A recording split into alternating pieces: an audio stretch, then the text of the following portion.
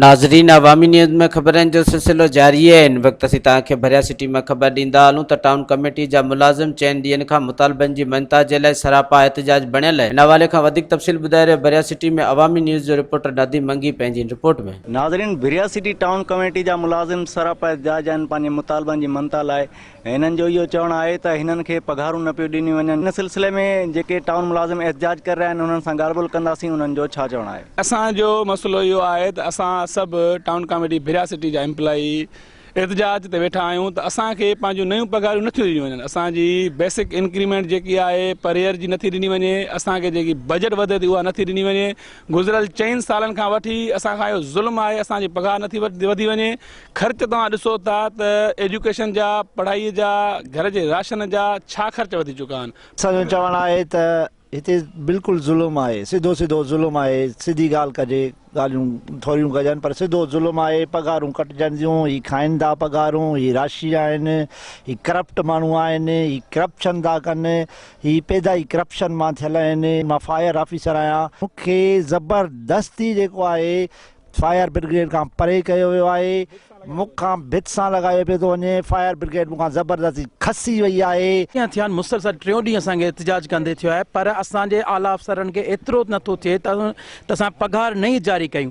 हालांकि इहो असां एहतजाज जारी आहे, उन जे बावजूद असांजी पुराणी पघार आहे। इहो ॾाढा सरासर ॾाढा असांजे लाइ असां सां हिते वॾो ज़ुल्म आहे, नाजाइज़ी पई हले। ॿियनि कमेटियुनि खे उन्हनि खे फुल पघार मिले पई, असांखे फुल पघार नथी ॾिनी वञे। हिते ॿिटो मयार आहे। कुझु माण्हू अहिड़ा आहिनि, कुझु असांजा मुलाज़िम बि आहिनि जिन्हनि खे बाय हैंड उन्हनि खे जेका आहे फुल पघार ॾिनी पई वञे। असांखे फुल पघार नथी ॾिनी वञे ऐं असां इहे 3 ॾींहं आहे हिते वेठा आहियूं। असांजे ऑफिसर खे एतिरो बि शर्म ऐं हया कोन्हे को जो मुंहिंजा अमले वारा, मुंहिंजा मुलाज़िम हेठि वेठा आहिनि। मां उन्हनि खे हिकिड़ो 2 लफ़्ज़ पुछां, केर बि पुछण वारो कोन्हे को। मुलाज़िम जी इज़त जेको न कंदो उन ऑफिसर जी बि इज़त न आहे। ऑफिसर जी ऑफिसर तॾहिं आहे जॾहिं मुलाज़िम आहिनि।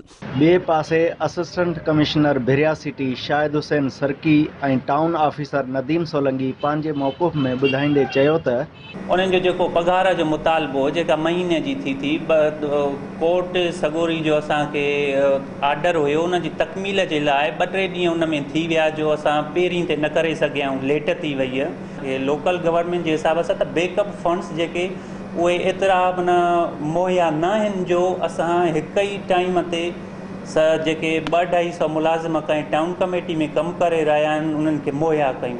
तंहिंजे करे मां सेक्रेटरी साहब ॾे लेटर वग़ैरह उमाणी चुका आहियूं। इनशाला 2-3 ॾींहंनि में रिस्पॉन्स पॉज़िटिव अची वेंदो ऐं मुलाज़िमनि जो उहो बि मञता थी वेंदी इनशाला। सैलरी हिन जी घटि पई अचे, उन दादा सैलरी जी जेके असां ॾे फंड्स अचनि पिया उन्हनि में इंक्रीज़ न थी चुको आहे फंड पोयूं।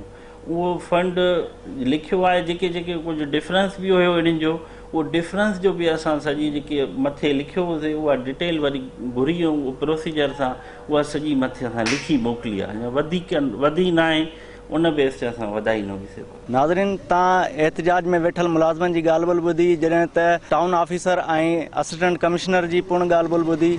हाणे ज़रूरत हिन ॻाल्हि जी आहे त वज़ीर आला सिंध सैयद मुरादली शाह, बल्दियात जो वज़ीर ऐं ॿिया लाॻापियल अख़्तियारियूं जेके आहिनि फौरी तौर ते हिननि खे नोटिस वठी पघारूं जारी कनि जीअं ही फाका कशी खां बची सघनि। कैमरा टीम सां गॾु नदीम अली मंगी, अवामी न्यूज़ TV, भिरयासिटी। मज़ीद खबरों और तफसीलात के लिए विजिट करें हमारी वेबसाइट www.awamiNewsHD.com।